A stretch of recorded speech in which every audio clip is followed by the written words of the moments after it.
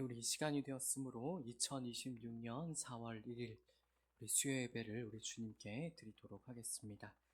우리 먼저 사도신경으로 우리의 신앙을 고백합니다. 나는 전능하신 아버지 하나님 천지의 창조주를 믿습니다.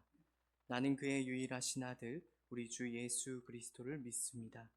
그는 성령으로 잉태되어 동정녀 마리아에게서 나시고 본디오 빌라도에게 고난을 받아 십자가에 못 박혀 죽으시고 장사된 지 사흘 만에 죽은 자 가운데서 다시 살아나셨으며 하늘에 오르시어 전능하신 아버지 하나님 우편에 앉아 계시다가 거기로부터 살아있는 자와 죽은 자를 심판하러 오십니다. 나는 성령을 믿으며 거룩한 공교회와 성도의 교제와 죄를 용서받는 것과 몸의 부활과 영생을 믿습니다. 아멘. 우리 찬송가 310장입니다. 찬송가 310장 우리 함께 찬양 드리겠습니다. 찬송가 310장 하나님의 은혜로 우리 함께 고백합니다. 하나님의 은혜로 있을 데 없는 자 왜 구속하여 주는지 난 알 수 없도다. 내가 믿고 또 의지함은 내 모든 형편 아시는 주님 늘 보호해 주실 것을 나는 확실히 아네. 왜 내게 굳세 믿음과 또 복음 주셔서 내 마음이 항상 편한지 난 알 수 없도다. 내가 믿고 또 의지함은 내 모든 형편 아시는 주님 늘 보호해 주실 것을 나는 확실히 아네. 왜 내게 성령 주셔서 내 마음 감동해 주 예수 믿게 아는지 난 알 수 없도다. 내가 믿고 또 의지함은 내 모든 형편 아시는 주님 늘 보호해 주실 것을 나는 확실히 아네. 주 언제 강림하실지 혹밤에 혹낮에 또 주님 만날 그곳도 난 알 수 없도다. 내가 믿고 또 의지함은 내 모든 형편 아시는 주님 늘 보호해 주실 것을 나는 확실히 아네. 아멘. 우리 이어서 찬송가 461장입니다. 찬송가 461장 십자가를 질 수 있나 우리 함께 찬양 드리겠습니다. 찬송가 461장입니다. 우리 함께 찬양 드립니다. 십자가를 질 수 있나 주가 물어 보실 때 죽기까지 따르오리 성도 대답하였다.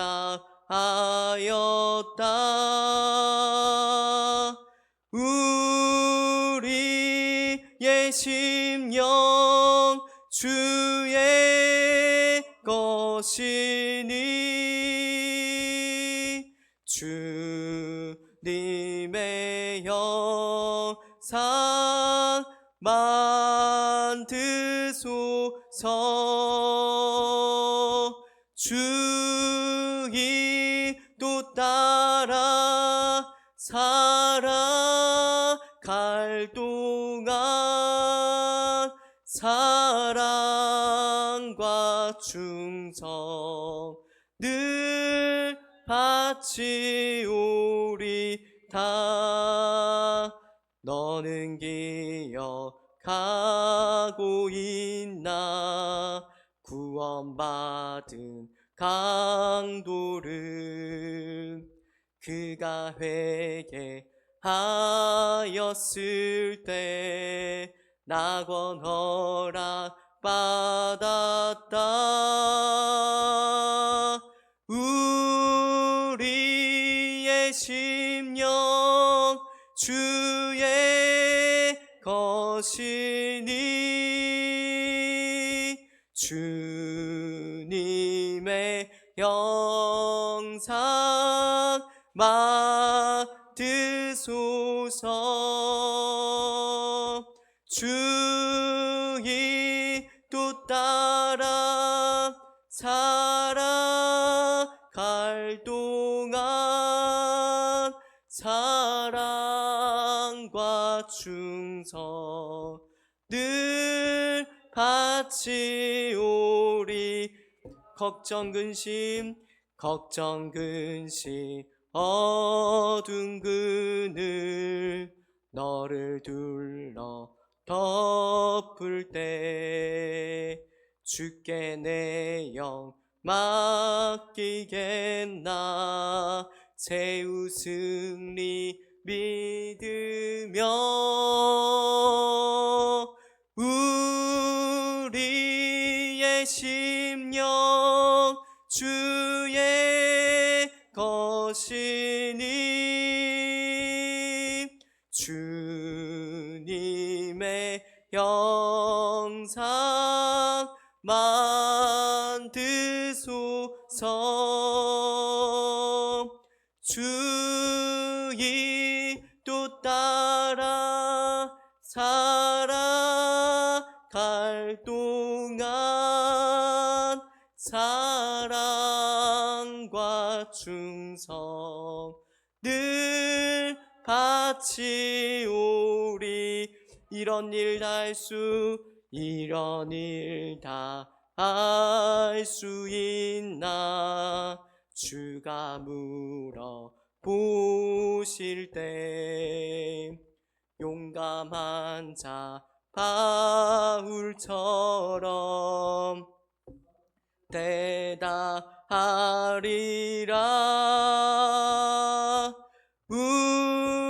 우리의 심령 주의 것이니 주님의 영상 맡으소서. 주의 또 따라 살아갈 동안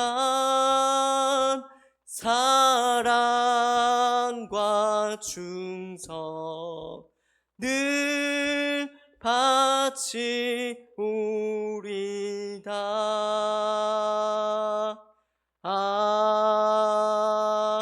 아멘. 아멘. 이 시간 우리 다 같이 하나님의 말씀 보도록 하겠습니다. 오늘 우리에게 주실 하나님의 말씀 마태복음 16장입니다. 마태복음 16장 13절부터 20절까지 말씀을 우리 함께 보도록 하겠습니다. 마태복음 16장 13절부터 20절까지의 말씀을 우리 함께 보겠습니다. 제가 가지고 있는 성경으로 신약 27페이지 어간이 되겠습니다. 네, 그럼 다 찾으신 줄 알고 우리 함께 한 목소리로 합독하도록 합니다. 예수께서 빌립보 가이사랴 지방에 이르러 제자들에게 물어 이르시되 사람들이 인자를 누구라 하느냐? 이르되 더러는 세례 요한, 더러는 엘리야, 어떤 이는 예레미야나 선지자 중에 하나라 하나이다. 이르시되 너희는 나를 누구라 하느냐? 시몬 베드로가 대답하여 이르되 주는 그리스도시요 살아계신 하나님의 아들이시니이다. 예수께서 대답하여 이르시되 바요나 시몬아 내가 복이 있도다. 이를 내게 알게 한 이는 혈육이 아니요 하늘에 계신 내 아버지시니라. 또 내가 내게 이르노니 너는 베드로라. 내가 이 반석 위에 내 교회를 세우리니 음부의 권세가 이기지 못하리라. 내가 천국 열쇠를 내게 주리니 내가 땅에서 무엇이든지 매면 하늘에서도 매일 것이요 내가 땅에서 무엇이든지 풀면 하늘에서도 풀리리라 하시고 이에 제자들에게 경고하사 자기가 그리스도인인 것을 아무에게도 이르지 말라 하시니라. 아멘. 네, 감사합니다. 오늘도 이렇게 예배자리 가운데 나오신 우리 모든 성도님들을 진심으로 환영하고 축복합니다. 오늘도 우리 이 시간 함께 마태복음 말씀 함께 나누어 볼 건데요. 특별히 오늘 이 시간에는 이를 내게 알게 한 이는, 이를 내게 알게 한 이는 이라는 제목을 가지고서 우리 함께 하나님의 말씀 나누어 보도록 하겠습니다. 오늘 우리가 읽은 본문에는 매우 유명한 신앙 고백 하나가 등장을 하죠. 교회를 얼마 다니지 않았더라도 이 신앙 고백에 대해서는 한 번쯤은 들어보지 않았을까 하는 그런 생각이 듭니다. 바로 베드로의 유명한 신앙 고백이죠. 오늘 본문은 예수님께서 빌립보 가이사랴 지방에서 제자들을 향한 질문으로 시작이 되는 것을 우리가 확인을 할 수가 있습니다. 예수님께서 제자들에게 먼저 이렇게 물으시죠.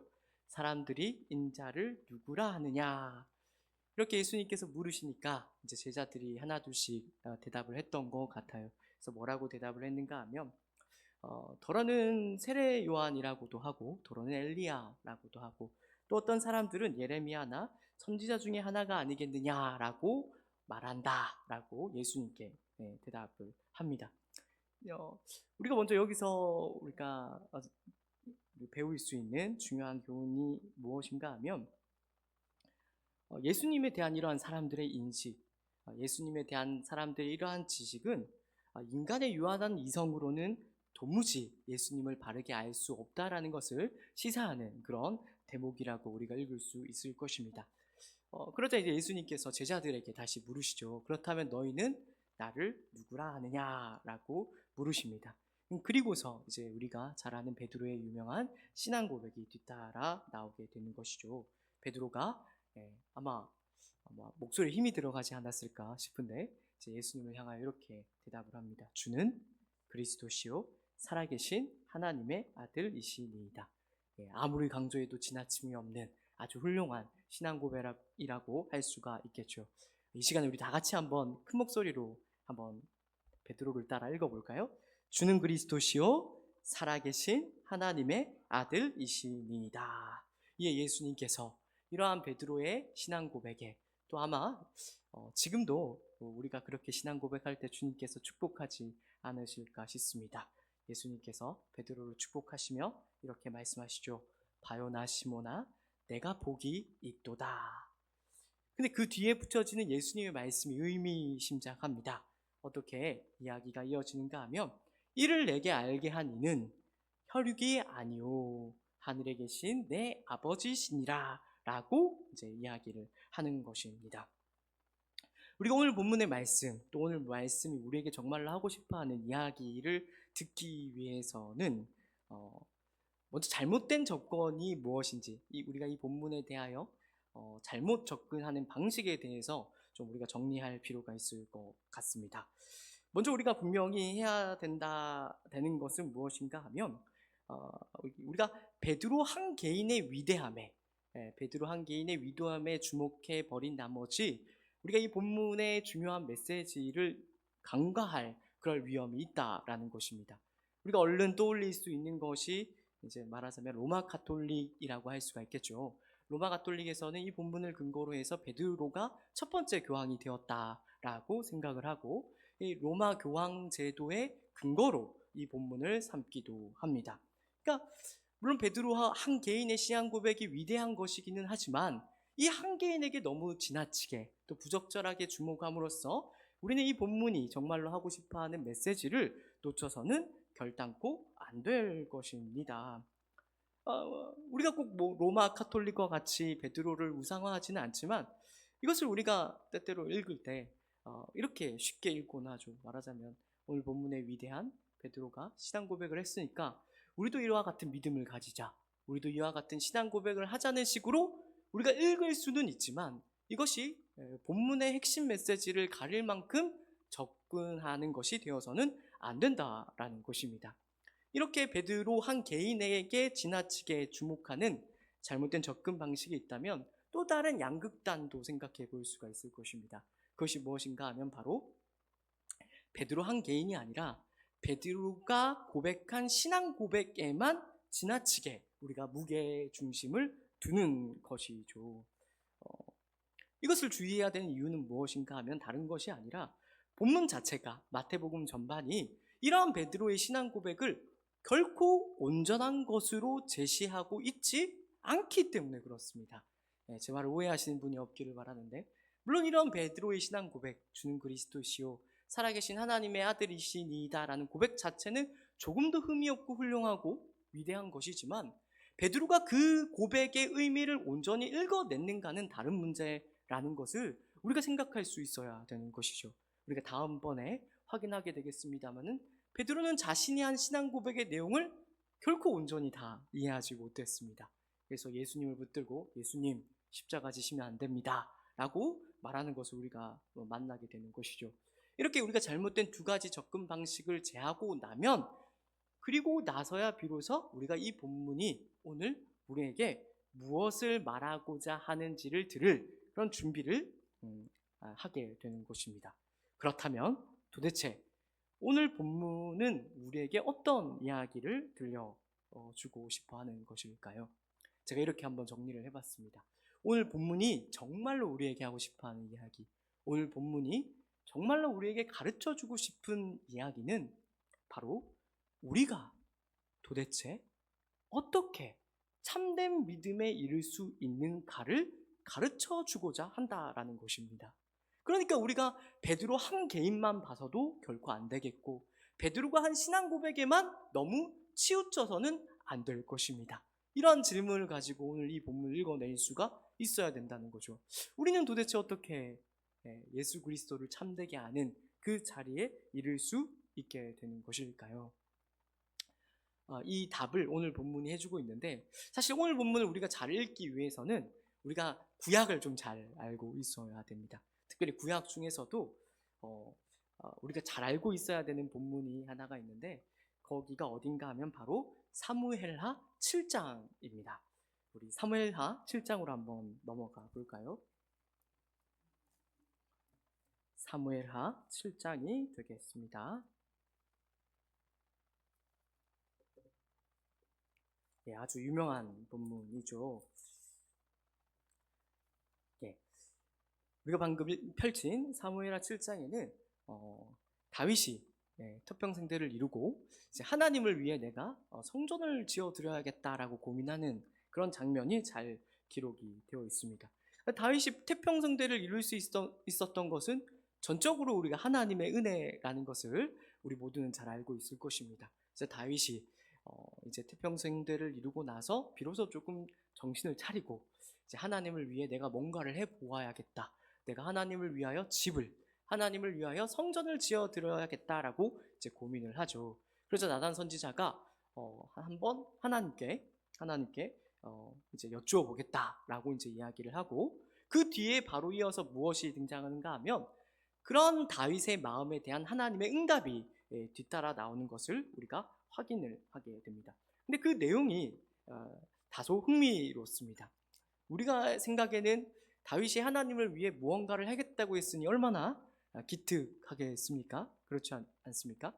그러니까 하나님을 위하여 내가 무언가를 하겠다라는 그 결심이 우리가 생각했을 때는 하나님께서 무조건 기쁘게 여기시고 반갑게 여기실 것 같은데, 뜻밖의 사무엘하 7장을 천천히 살펴보면 하나님의 기대가 우리와 기대와 조금 사뭇 다르다라는 것을 우리가 확인하게 되죠. 하나님께서 무엇이라고 이야기를 하는가 하면, 야, 네가 나를 위해서 무슨 집을 지어주겠다라고 이야기를 하는 것이냐? 아니다. 내가 너를 위하여 집을 지어주겠노라 라고 말씀을 하십니다. 그래서 이 말씀이 다음과 같이 이어지죠. 사무엘하 7장 12절부터 16절까지의 말씀이 되겠습니다. 사무엘하 7장 12절부터 16절, 조금 길지만 우리 같이 한번 읽어보도록 하겠습니다. 내 수완이 차서 내 조상들과 함께 누울 때에 내가 내 몸에서 날 내씨를 내 뒤에 세워 그의 나라를 견고하게 하리라. 그는 내 이름을 위하여 집을 건축할 것이요 나는 그의 나라 왕위를 영원히 견고하게 하리라.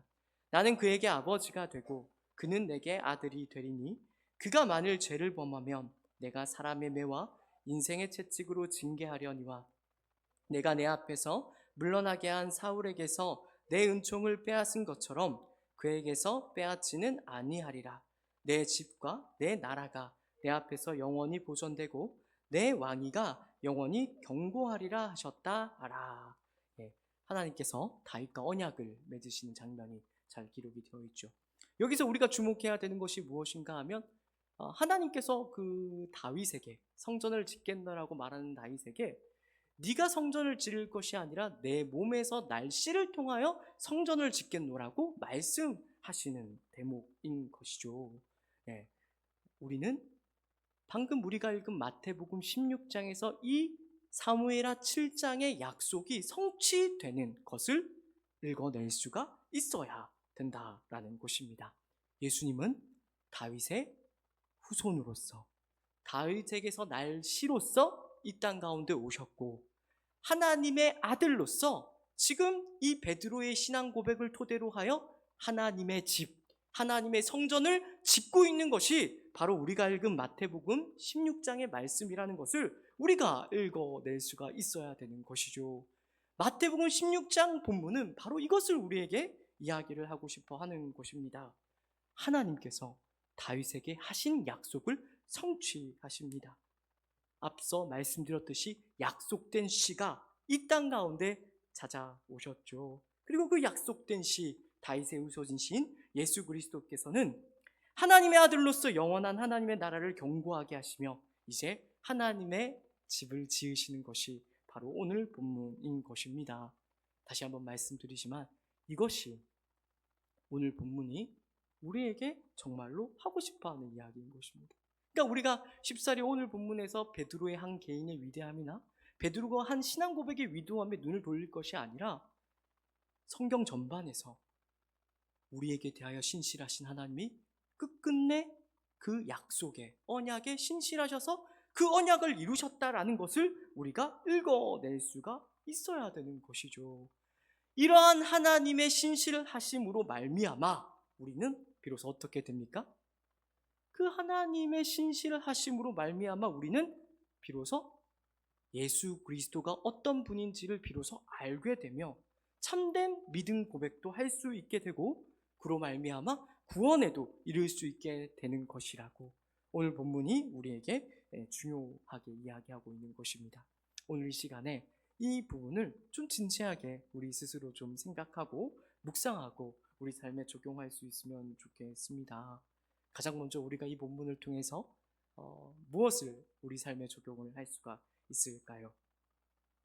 가장 중요하게 우리가 놓치지 말아야 되는 사실은 우리가 예수 그리스도를 아는 것, 그리고 우리가 그 예수 그리스도를 알아 신앙 고백하는 것, 주는 그리스도시요 살아계신 하나님의 아들이라는 그 신앙 고백을 한다라는 것을 귀하게 생각하고 여길 수 있어야 된다라는 것입니다.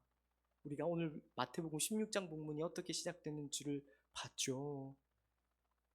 더러는 세례 요한이라고 하고, 더러는 엘리야라고 하고, 또 어떤 사람들은 예레미야나 선지자 중에 하나라고 이야기를 합니다. 아마 그렇게 이야기하는 사람들이 그냥 평범한 범인이었을 것이라고 생각하지 않기를 바랍니다. 거기에는 세상에서 인정받는 똑똑한 사람들도 분명히 포함되어 있었을 것입니다. 그러나 그것이 시사하는 중요한 내용이 무엇이라고요?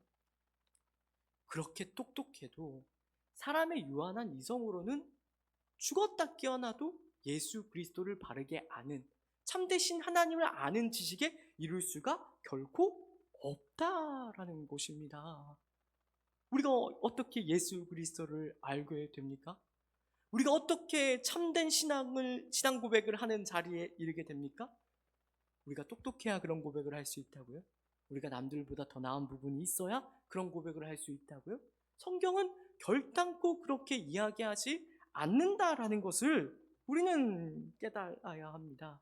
우리가 어떻게 그 자리에 이른다고요?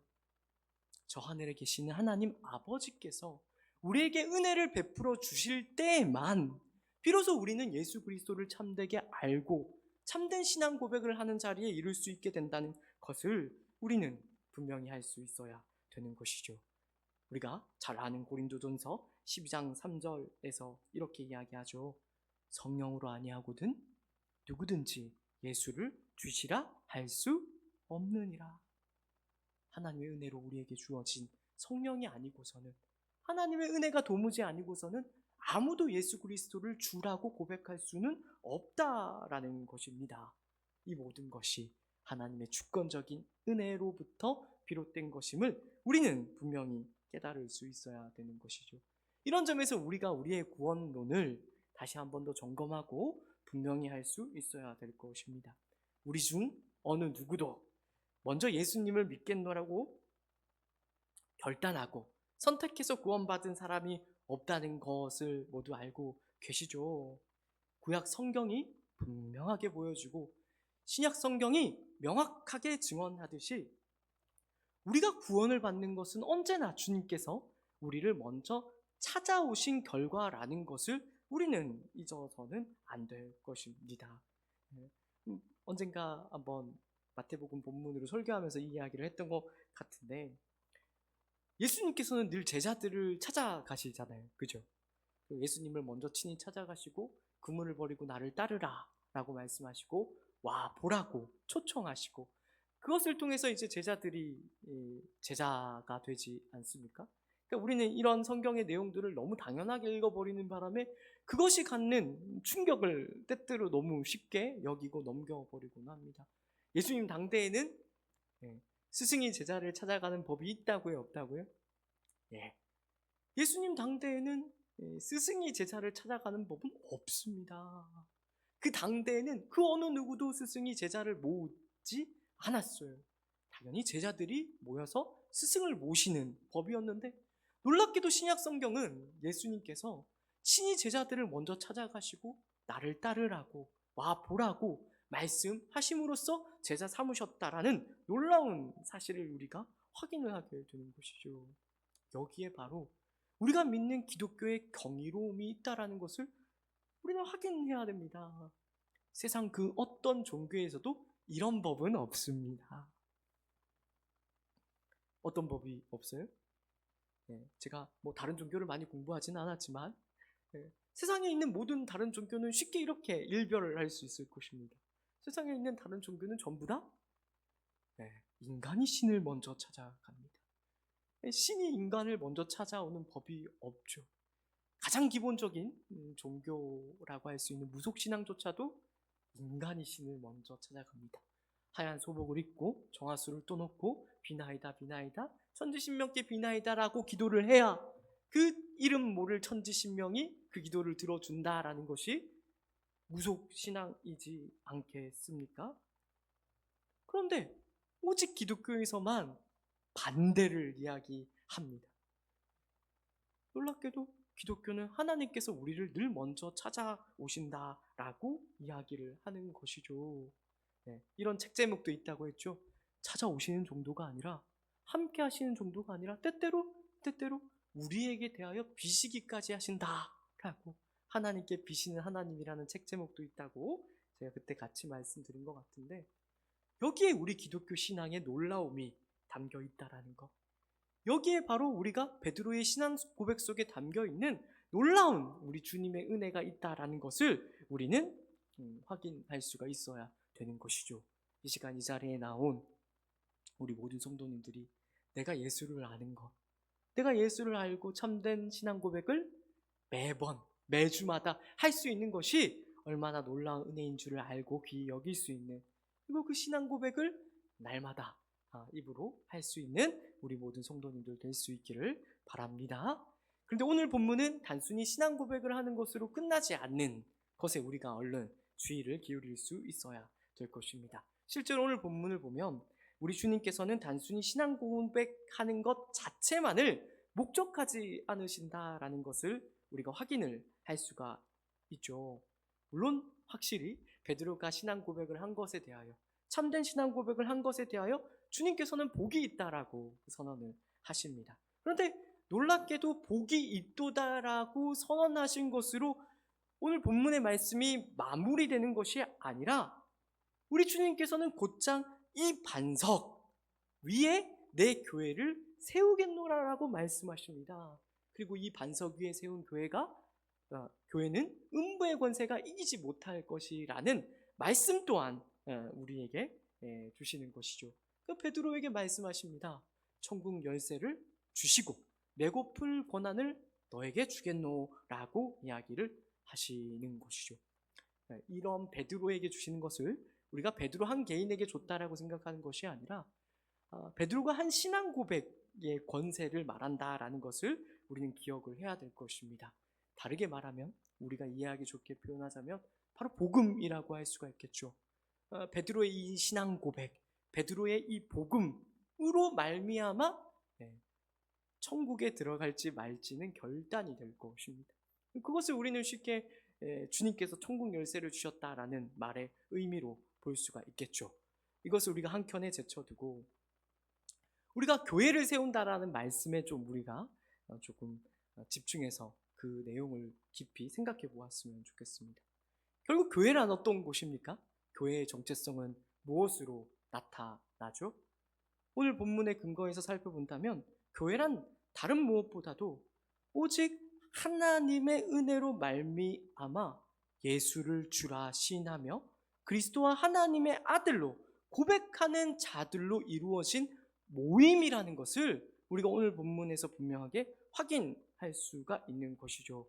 그러나 여기서 이러한 교회의 정의에 우리가 만족할 것이 아니라 교회는 음부의 권세가 이기지 못하며 천국 열쇠를 가지고 매고플 권한을 가지고 있는 그런 정체성이 주어진다라는 것을 우리가 기억할 수 있어야 되는 것이죠.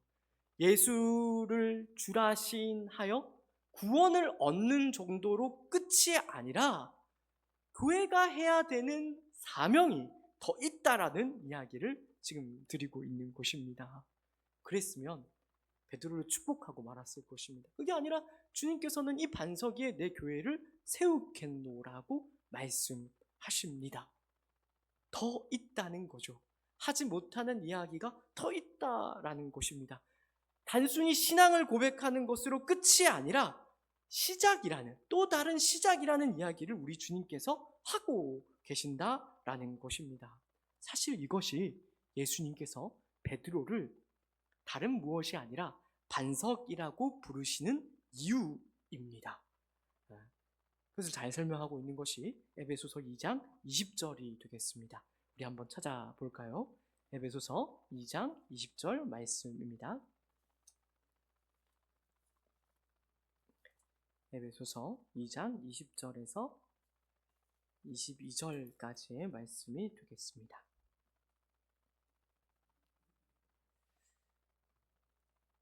에베소서 2장 20절부터 22절까지 말씀, 제가 가지고 있는 성경 신약 312페이지 여간이 되겠습니다. 같이 한 목소리로, 큰 목소리로 읽도록 하겠습니다. 너희는 사도들과 선지자들의 터 위에 세우심을 입은 자라. 그리스도 예수께서 친히 모퉁이 돌이 되셨느니라. 그의 안에서 건물마다 서로 연결하여 주 안에서 성전이 되어가고 너희도 성령 안에서 하나님이 거하실 초소가 되기 위하여 그리스도 예수 안에서 함께 지어져 가느니라. 이 에베소서 말씀에서 바울은 예수님을 무엇이라고 이야기를 합니까? 모퉁이 돌이라고 이야기합니다. 예수님은 교회의 머리이자 머릿돌이자 모퉁이 돌이 되신다라고 이야기를 하고, 그 모퉁이 돌을 기준으로 해서 무엇이 세워집니까? 사도들과 선지자들의 신앙 고백이라는 터가 세워진다라고 사도 바울이 이야기를 이어서 하죠. 근데 잘 보아야만 합니다. 터는 무언가가 세워지기 위한 기초이자 토대라는 것을 우리가 놓쳐서는 안 된다라는 것이죠. 그저 사도들과 선지자들의 터가 있다라는 것으로 이야기가 끝나는 것이 아니라 사도 바울은 그 이유를 이야기한다라는 것을 우리가 놓쳐서는 안 될 것입니다. 어떻게 해야 된다고요? 우리가 주 안에서 성전이 되어 간답니다. 우리가 주 안에서 성전이 되어 갈 뿐만 아니라 그리스도 예수 안에서 함께 지어져 간다라고도 우리에게 이야기를 하는 것이죠.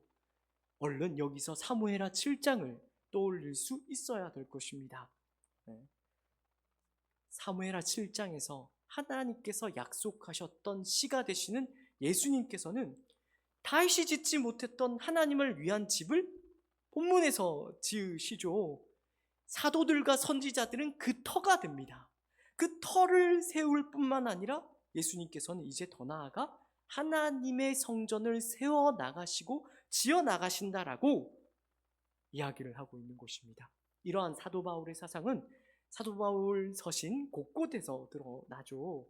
고린도서 3장 9절에서는 이렇게 합니다. 너희는 하나님의 집이니라 라고도 이야기를 하고, 우리에게 익히 잘 알려져 있는 3장 16절 말씀에는 이런 말씀도 나옵니다. 너희가 하나님의 성전인 것과 하나님의 성령이 너희 안에 거하는 것을 알지 못하느냐 라는 말씀도 등장을 하고 있는 것이죠. 그러니 오늘 이 시간에 이러한 말씀 앞에서 우리가 결단해야 하는 것이 무엇이겠습니까? 우리가 본문을 통해서 확인한 것은 주님께서 신실하셔서 당신의 집을, 주님께서 신실하셔서 당신의 성전을 지어 가신다라는 것을 우리가 확인을 했습니다. 그와 같은 주님의 신실하심 앞에 우리가 결단해야 되는 일이 도대체 무엇이겠습니까? 쉬운 말로 이렇게 이야기를 할 수가 있겠죠. 주님께서 신실하게 지어 가시니 우리 또한 지어져 나아갈 수 있어야 하는 것입니다. 베드로전서 2장 4절 5절에서 이것을 정확하게 이렇게 이야기를 합니다. 베드로의 신앙 고백을 이야기했는데 베드로가 놀랍게도 이 부분을 이렇게 설명하고 있는 것을 우리가 확인을 하게 되는데요. 베드로전서 2장 4절 5절 말씀입니다. 베드로전서 2장 4절 5절 말씀 우리 같이 한 목소리로 읽어보도록 하겠습니다. 신약 378페이지 어간이 되겠습니다. 같이 읽겠습니다. 사람에게는 버림바가 되었으나 하나님께는 택하심을 입은 보배로운 산돌이신 예수께 나아가 너희도 산돌같이 신령한 집으로 세워지고 예수 그리스도로 말미암아 하나님이 기쁘게 받으실 신령한 제사를 드릴 거룩한 제사장이 될지니라. 여기서 산돌같이 신령한 집으로 세워진다라는 것을 베드로가 또 다르게는 신령한 제사를 드릴 거룩한 제사장이 될지니라고 이렇게 설명하고 있는 것을 우리가 확인을 하게 되죠. 이 말씀을 이어받아서 사도 바울이 우리가 신령한 집으로 세워지는 것, 그리고 거룩한 제사장이 된다라는 것을 그 바로 뒤에 9절 10절에서 이렇게 또 설명을 합니다. 같이 한번 읽어보겠습니다. 9절 10절입니다. 그러나 너희는 택하신 족속이요 왕같은 제사장들이요 거룩한 나라요 그의 소유가 된 백성이니 이는 너희를 어두운 데서 불러내어 그의 기이한 빛에 들어가게 하신 이의 아름다운 덕을 선포하게 하려 하심이라. 너희가 전에는 백성이 아니더니 이제는 하나님의 백성이요 전에는 긍휼을 얻지 못하였더니 이제는 긍휼을 얻은 자니라. 아멘입니다. 전에는 긍휼을 얻지 못하였답니다. 그런데 이제는 놀랍게도 긍휼을 얻은 자가 되어 무엇이 되었다라고 합니까? 우리가 암송도 많이 하는 말씀이죠. 택하신 족속이 되고 왕같은 제사장이 되고 거룩한 나라가 되고 그의 소유가 된 백성이 되었다라고 합니다. 이것이 바로 주의 집을 지어져 가는, 이것이 바로 주의 성전을 세워져 가는 사도 베드로의 설명이라는 것을 우리가 놓쳐서는 안 될 것입니다. 그 사명을 정확하게는 어떻게 설명하고 있다고요? 너희를 어두운 데서 불러내어 그의 기이한 빛에 들어가게 하신 이의 아름다운 덕을 선포하게 하는 것입니다. 이것이 바로 우리가 이 땅에서 해야 되는 중요한 사명이라는 것을 우리가 잊지 말아야 되는 것이죠. 기억하십시오. 사도 바울이 일갈했듯이 우리는 하나님의 성전이라는 정체성을 결코 한시도 잊어서는 안 될 것입니다. 우리는 하나님의 거룩한 집이라는 그런 정체성을 한시도 잊지 않고 하나님의 거룩한 제사장으로서 어두운 데서 불러내어 그의 기이하신 빛에 들어가게 하시니 아름다운 덕을 선포하는 그런 사명을 이루어낼 수 있어야 되는 것이죠.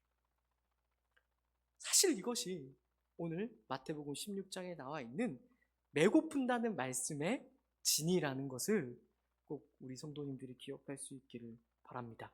이 배고픈다는 말씀에 대해서 해석이 여러 가지가 있는데, 원래 그 마태복음의 말씀은 마태복음에 나와 있는 말씀으로 풀어야 가장 정확하다는 해석 법칙이 있습니다. 그래서 이 배고픈다는 말씀이 또 어디서 등장을 하는가 하면 마태복음 18장에서 또 한번 등장을 합니다. 마태복음 18장에서 어떤 맥락에서 등장을 하는가 하면 형제입니다.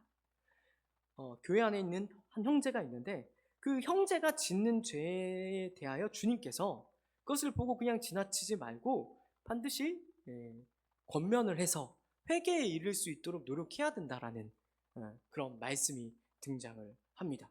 그런데 이제 주님께서 두세 사람이 가서 권면을 했음에도 불구하고 회개하지 않으면 무엇이라고 이야기를 하나 하면 이방인과 세리와 같이 여기라는 그런 말씀을 하시죠. 그 말씀 바로 뒤에 뭐가 등장을 하는가 하면 바로 우리가 마태복음 16장에서 보았던 메고 푸는 이야기가 등장을 합니다. 진실로 너희에게 이르노니 무엇이든지 너희가 땅에서 메면 하늘에서도 메일 것이요 무엇이든지 땅에서 풀면 하늘에서도 풀리리라 라고 이야기를 하는 것입니다. 메고 푼다라는 것은 무슨 이야기인가 하면은 우리가 하나님의 거룩한 성전된 정체성을 지키는 싸움을 하는 기준이자 규범이자 어떤 기준이 된다라는 것을 이야기를 하는 것이죠. 우리가 땅에서 매면 하늘에서도 묶일 것이다라고 해석하지 않습니다. 이걸 이제 부정미래라고 이제 신학자들은 설명을 하는데, 그러니까 하늘에서 이미 묶여진 것을 이제 교회는 그걸 묶게 된다라는 그런 이야기로 이제 신학자들은 설명을 하는데, 쉽게 이야기하면 우리가 진리를 가지고 있고 그 진리에 부합하는 어떤 사람들의 삶의 규범이자 기준으로서 역할을 한다라는 것을 지금 이렇게 이야기를 하고 있는 것입니다. 그러니까 우리가 오늘 이 말씀을 통해서 거룩한 성전으로 지어져 갈 수 있어야 할 것입니다. 거룩한 성전으로 지어져 간다는 것은 무엇이라고요?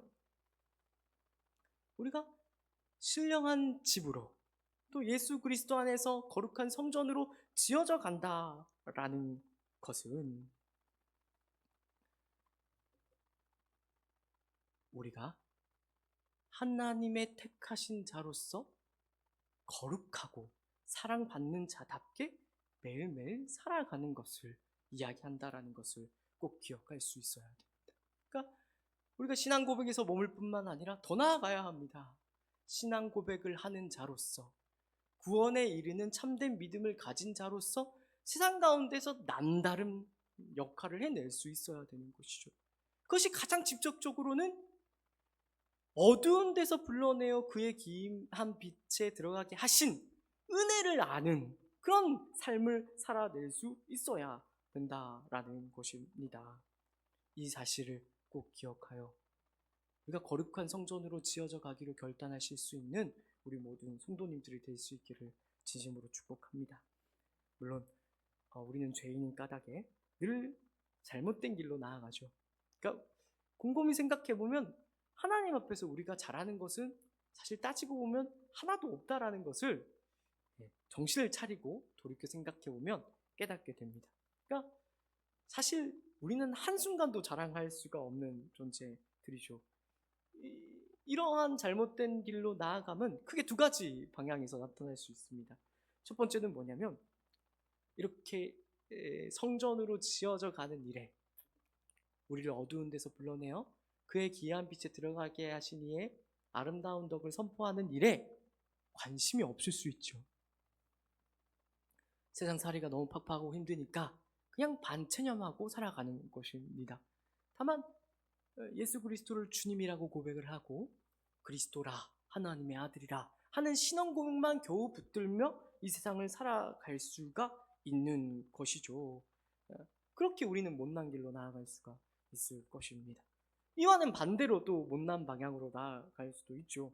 누군가는 자신이 잘하고 있다라고 생각하며 큰 소리치며 자랑하는 신앙생활을 할 수가 있을 것입니다. 어떤 신앙생활을 하다가 어떤 자기가 잘한 일이 있을 것이지 않겠습니까? 그 자랑한 일에 대하여 어떤 신앙상의 진정과 성취에 대하여 기뻐하고 거기에 만족하고 그것을 자랑하는 식으로 우리가 잘못된 신앙생활의 길로 나아갈 수도 있게 되는 것이죠. 단언컨대 둘 다 아마도 건강한 신앙생활이라고는 말할 수 없을 것입니다. 여기서 우리는 질문을 던질 수 있어야 되겠죠. 이래도 우리는 성전으로 살 수가 없고 저래도 성전으로 지어져 갈 수가 없습니다. 그렇다면 우리는 도대체 어떻게 해야 할까요? 그래서 성경에 이런 말씀이 우리에게 주어져 있는 게 아닌가 싶은 생각이 듭니다. 우리로서는 도무지 성전을 지어져 갈 수 없는 것을 아시기에 에베소서 5장 25절, 27절 말씀은 이렇게 이야기를 합니다. 중요한 말씀이라 한번 또 찾아보겠습니다. 에베소서 5장 25절, 27절 말씀이 되겠습니다. 에베소서 5장 25절부터 27절까지의 말씀입니다. 같이 한 목소리로, 큰 목소리로 따라 읽어보도록 하겠습니다. 같이 읽습니다. 남편들아, 아내 사랑하기를 그리스도께서 교회를 사랑하시고 그 교회를 위하여 자신을 주심같이 하라. 이는 곧 물로 씻어 말씀으로 깨끗하게 하사 거룩하게 하시고 자기 앞에 영광스러운 교회로 세우사 티나 주름 잡힌 것이나 이런 것들이 없이 거룩하고 흠이 없게 하려 하심이라. 아멘. 이 자리에 나온 아내분들은 기뻐하셔도 좋겠습니다. 그죠?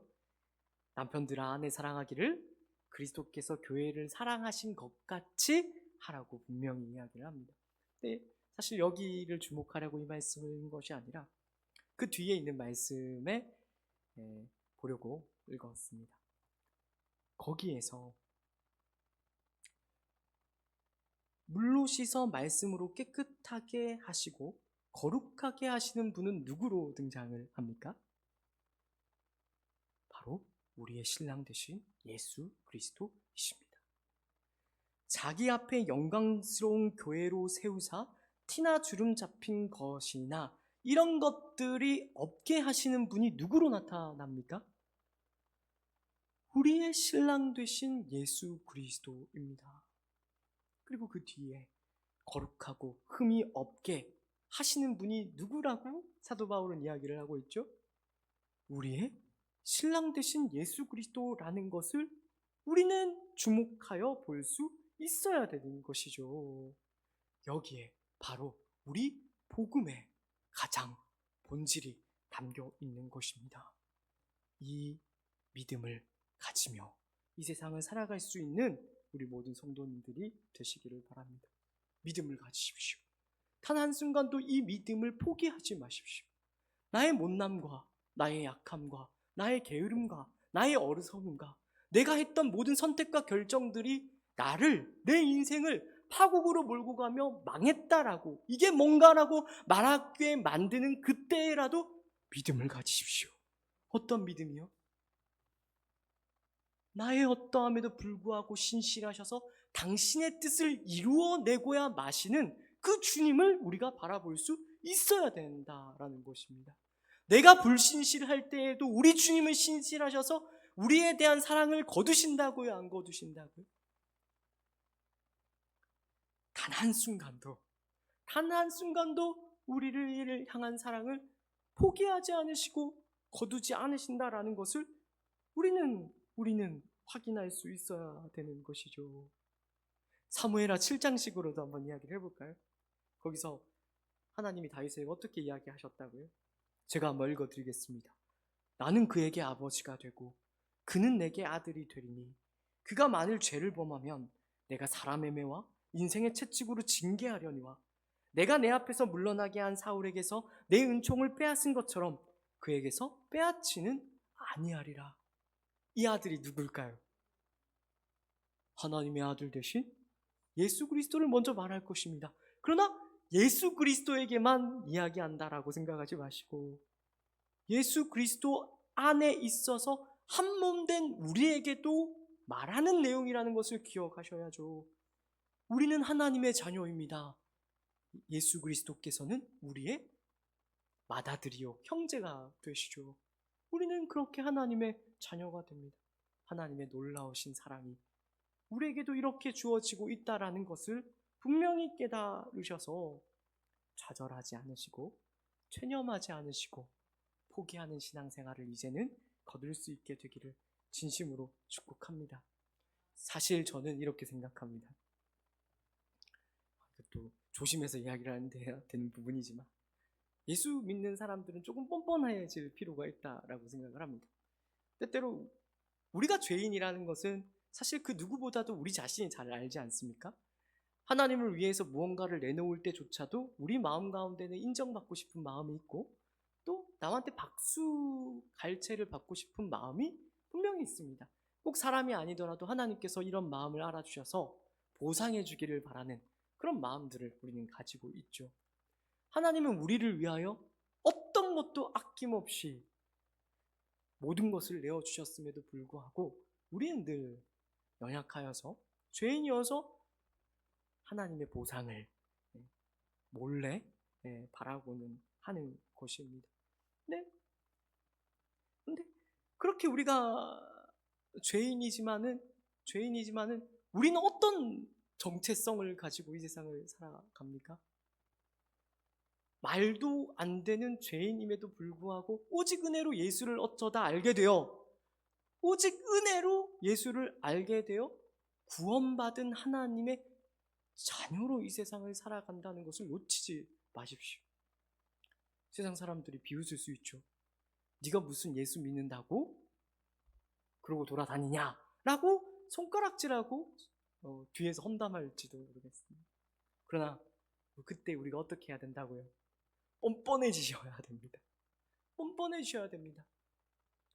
내가 이 모양 이 꼴이니까 예수 믿었다 라고 오히려 큰 소리를 치시고 예수 믿는 자로서 무엇보다도 자격이 없고 조건이 없으나 은혜를 받은 자의 난다름을 베드로 전서 2장에서 살펴보고 왔죠. 말도 안 되는 것입니다. 말도 안 되는 것입니다. 어두운 데에 있었던 것이 누구라고요? 우리입니다. 우리는 가만히 내버려 두었다면 죄밖에 생각할 수밖에 없고 죄만을 짓다가 지옥으로 갈 수밖에 없는 그런 어둠 가운데 있었다라는 것을 놓치지 마십시오. 그런데 오직 은혜로 우리는 어쩌다 붙들려 나오게 된 것입니다. 세상 말로는 어쩌다지만 교회 안에서는 그것을 우리는 은혜라고 이야기하죠. 은혜로 붙들려 나와서 우리는 하나님의 자녀가 되고 이 세상을 살아가게 된 것입니다. 그래서 거기에서 가장 중요한 것이 무엇이라고? 말도 안 되는 은혜를 받았다는 것을 놓치지 마시라고. 그 은혜를 아는 자답게 그 은혜를 나누어 주는, 그 은혜를 증언해낼 수 있는 그런 삶을 우리가 살아갈 수 있어야 된다라는 것이죠. 바로 여기에 우리 신앙의 진정한 기쁨과 소망과 자랑이 있는 것입니다. 예수 믿으면 잘해야 된다라는 생각을 다 가지죠. 왜 안 가지겠습니까? 근데 우리는 이 세상 사는 동안에는 끝끝내 잘할 수가 없는 존재입니다. 우리는 무엇만 붙들고 있어요? 예수 그리스도. 예수 그리스도께서 나의 죄를 대신하여 십자가에 죽으셨다라는 그 믿음만을 가지고 살아갈 뿐입니다. 그 믿음 안에서 우리를 길러내시고 하나님의 집으로, 신령한 집으로, 하나님의 성전으로 우리를 짓고 계시는 그 주님을 기억하셔서 이제는 신앙생활을 반쯤 넋을 놓고 체념하고 머리 빠져있는 상태로 신앙생활하는 것이 아니라 주님의 신실하심에 기대어 산돌과 같이 신령한 집으로 세워질 수 있는, 의와 진리의 거룩함으로 지으심을 받을 수 있는 우리 모든 믿음의 성도님들 될 수 있기를 진심으로 축복합니다. 기도하겠습니다. 사랑과 은혜가 많으신 하나님 아버지, 은혜를 감사합니다. 오늘 말씀을 통하여 죄인된 우리를 향하신 하나님의 신실하심이 얼마나 크고 깊고 넓은지를 확인합니다. 우리는 단 한순간도 하나님께 대하여 순전할 수가 없고 더러운 옷과 같이 신앙생활을 할 수밖에 없음을 고백합니다. 그러나 그럼에도 불구하고 주님께서는 우리를 사랑하사 십자가에서 우리의 죄를 도말하시고 우리의 더러운 죄인됨을 흰 눈과 같이 바꾸신다라는 것을 확인합니다. 우리가 이 신앙 고백을 할 때, 예수 그리스도의 십자가를 바라볼 때, 그 십자가를 붙들 때 그런 놀라운 은혜가 우리에게 부어진다는 것을 우리가 단 한순간도 잊지 말게 하여 주옵소서. 그 신앙 안에서 우리가 참으로 자유하게 하여 주옵소서. 더 나아가 주님께서 우리에게 대하여 그런 신앙 고백에 이르게 하실 뿐만 아니라 거룩한 성전으로 끝끝내 지어내고야 마신다라는 것을 기억하여 우리가 신앙생활하게 하여 주옵소서. 우리가 거룩한 성전으로 지어져 갈 수 있기를 원합니다. 우리가 주님의 신령한 집으로 세워질 수 있게 되기를 원합니다. 바로 여기에 우리 신앙생활에 중요한 내용이 있다는 것 우리로 기억하게 하셔서 이제는 어두운 데서 불러내어 그의 귀한 빛에 들어가게 하신 주님의 아름다운 덕을 입술로, 우리의 삶으로 증언하여 그 교회된 사명을 감당할 수 있는, 그렇게 주님의 영광을 찬양할 수 있는 저희 모두가 되게 하여 주옵소서. 우리 주 예수 그리스도의 이름으로 기도드립니다. 아멘. 지금은 우리 주 예수 그리스도의 은혜와 하나님 아버지의 놀라우신 사랑하심과 성령 하나님의 위로 인도 교통 충만하심의 역사가 이제로부터 주님을 향한 신앙 고백을 귀하게 여기고 귀하게 여길 뿐만 아니라 더 나아가 거룩한 성전으로, 하나님의 집으로 신령하게 지어져 가기로 결단하는 모든 주의 백성들 위해 이제로부터 영원까지 함께 있을지어다. 아멘.